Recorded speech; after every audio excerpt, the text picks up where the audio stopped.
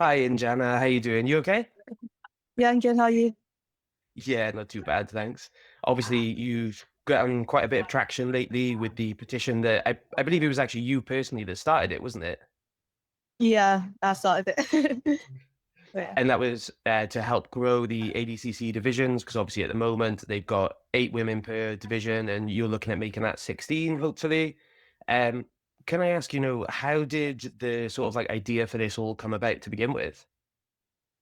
I signed up for the first trials, mainly because my coach and like some of my training partners were going to do it. And I was like, at first I wasn't going to do it. 'Cause I was like, oh, well, I'm not even going to qualify. So what's the point? And also I could pay to do it. Um, but then I looked at my division and I was like, oh, actually, so I'm actually quite a good woman in my division. And I want to test myself in that rule set, essentially. I don't really get to do the ADCC rule set when I do trials. So I went and did it. Didn't expect to win it, to be honest. Um, yeah, and after I won it, it was like I was like, oh, this is so cool, and everyone was congratulating me, and I was like, oh, how nice. And it was nice to see all the men actually qualify and like be really excited about it. But immediately I started getting messages being like, congratulations, you're going to Worlds. And I was like, what? Like, do people not know that this doesn't qualify? Like, and having to reply to countless of messages, being like, no, it actually doesn't qualify women. And the ones that really pained me was when team girls messaging me. I was getting lots of requests when I looked at their profiles, I don't know, 13, 14. Be like, oh my God, you're doing too well. And something about messaging those girls and being like, no, this one doesn't count for women.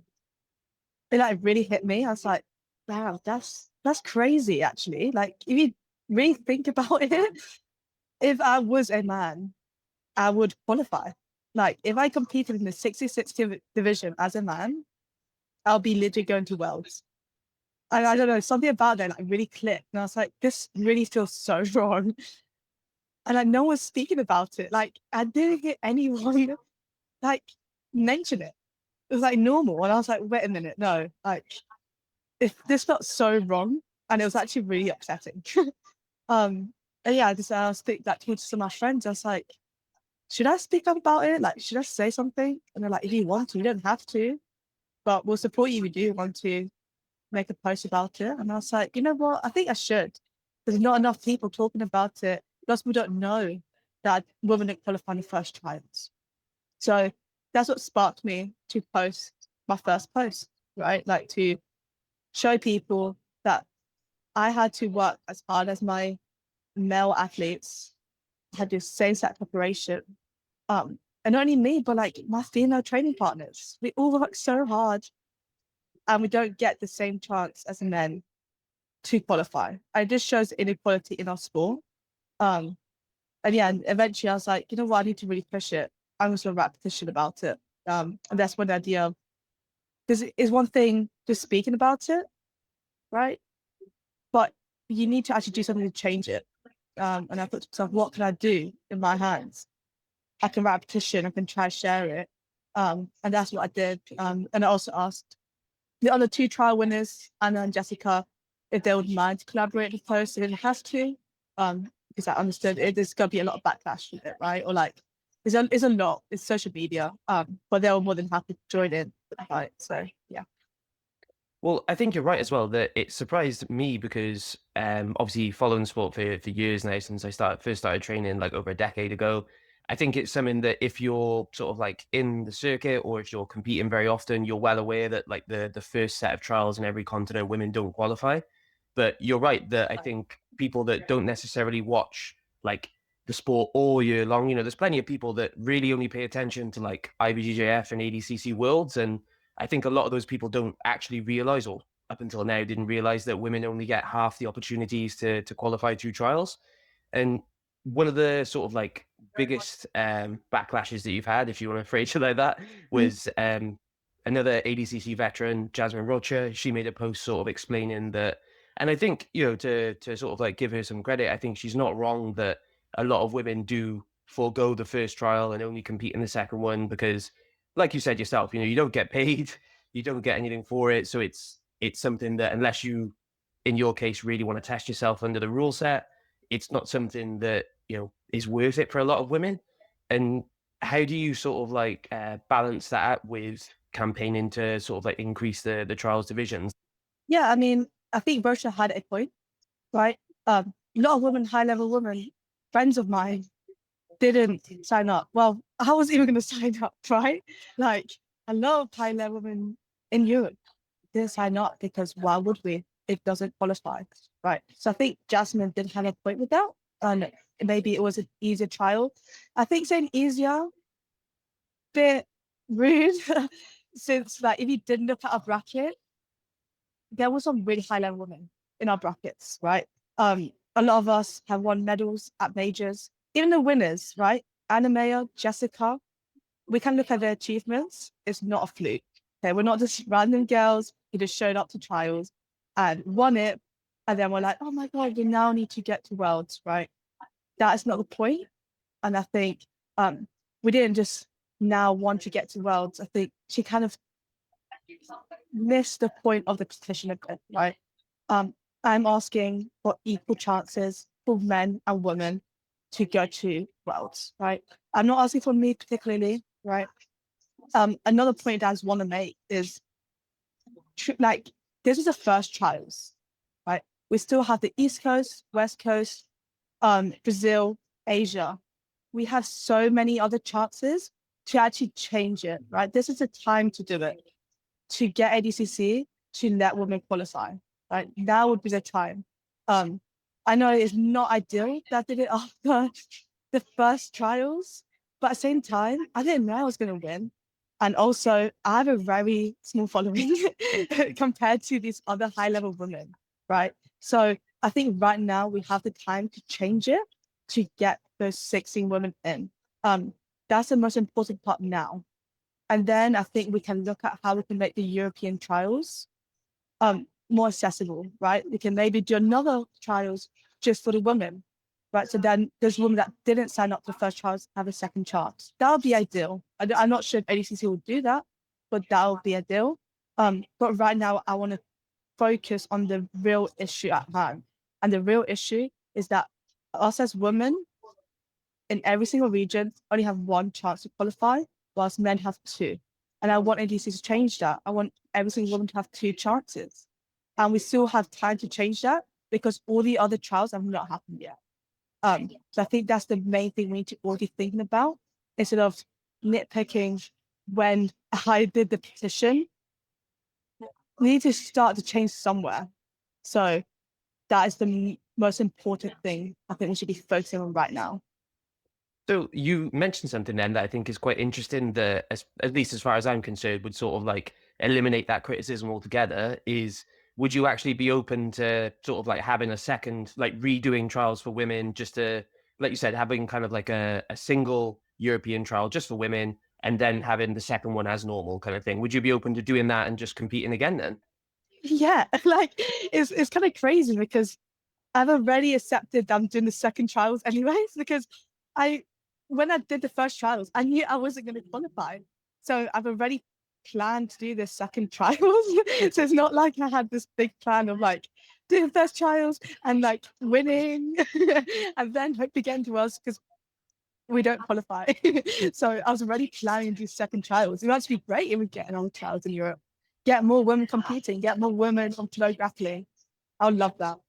So yes, if ADCC will do that, that would be ideal. I think the ideal, get every woman in all the regions qualifying each trial and make another trial just women in Europe. So we all get the same chance. That'll be equal, right? And again, not sure if ADCC will do that, but it'll be great if they could.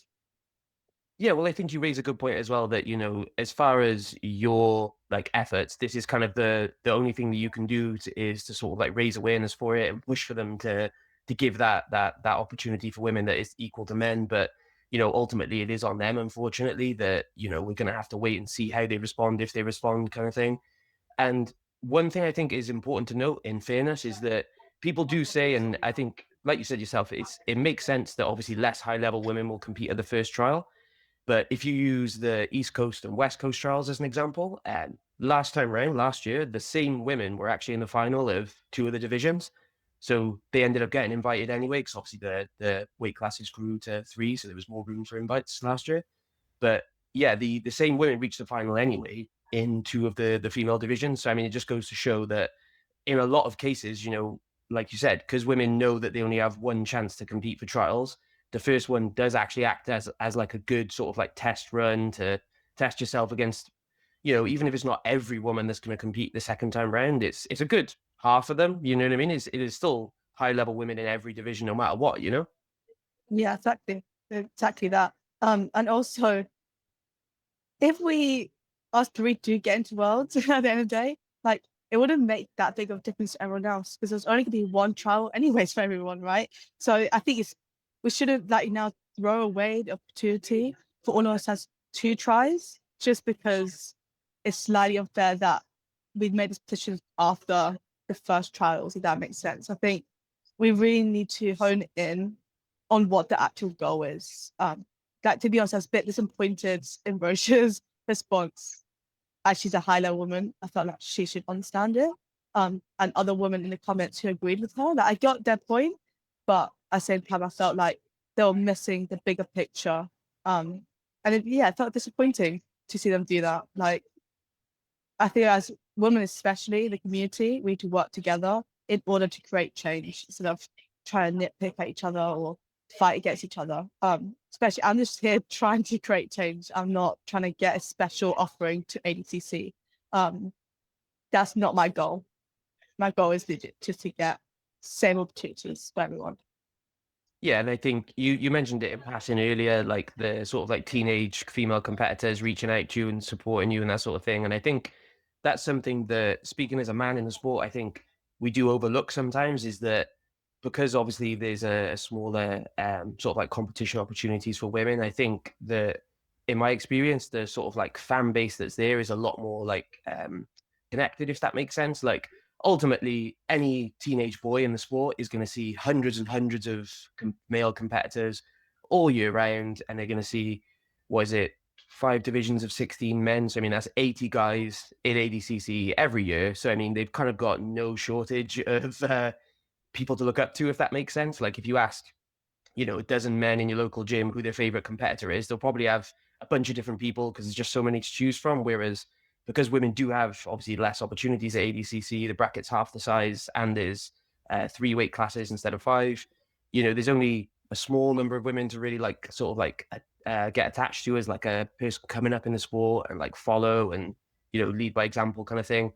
So I think that it is, in a sense, important as well to sort of like help the younger generation of competitors basically build up that talent pool. Because the way I see it, in fairness, is that if you only have 8 opportunities for women in every bracket at ADCC, then ultimately that's kind of setting a limit to how many women there are going to be at that level of the sport. And you know, if you do double the bracket size, maybe you will have sort of like a lower skill level for the first year or two or something. But if you don't allow that opportunity to be there, then the skill level will never rise. Do you know what I mean? Like there'll never be 100 women to choose from like there are with men at the moment. You know what I mean? It's not going to be, it can't be the same without the same space for that opportunity, if that makes sense. Yeah, 100% agree. This also leads into like my next point was how important it is for men to speak up. I'm completely lucky because my coach is so like on board and like supporting me in this. And we're like currently actually in a camp in Spain, and he even spoke about it in the camp. A lot of gym owners are men, right? It's a male-dominated sport. The real change, realistically, is going to come from men. We have a smaller community of women compared to men. There's more male competitors, there's more male athletes. I think if this is going to change, we need the support of men. And that's another disappointing part. I don't see as many men speak up about the issue as there should be. You know, ADCC trials winners, ADCC veterans who are men, they also have a voice, a very loud voice that can cause a change. And I would love for them to be openly talking about this in their gyms. And we can talk about the bigger picture, right? This is a small, like a big inequality, right? You know, having the half the number of women in ADCC, but it just shows how unequal our sport is in general, right? Women have so many issues in the sport. We've seen it over the last couple of months, from like CGI or just like crazy news from different gyms. I think it's so important for men to speak up about the issues that affect women. And this is a big issue, a very unequal issue. And I think men should be speaking up about it more in order to actually create change and help us.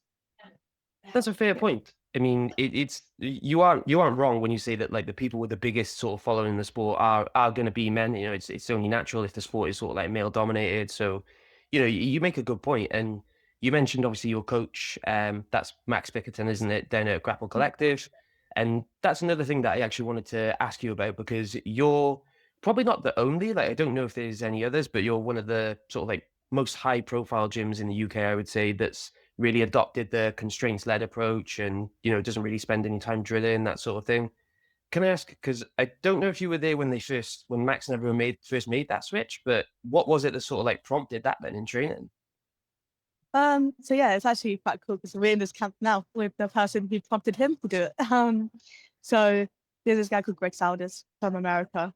And yeah, Max has been my coach since I first started jiu-jitsu. He's given me like every single belt. Like I was, yeah. Now he's black belt. So yeah, he started changing it. When was it? A couple of years ago, between blue and purple belt.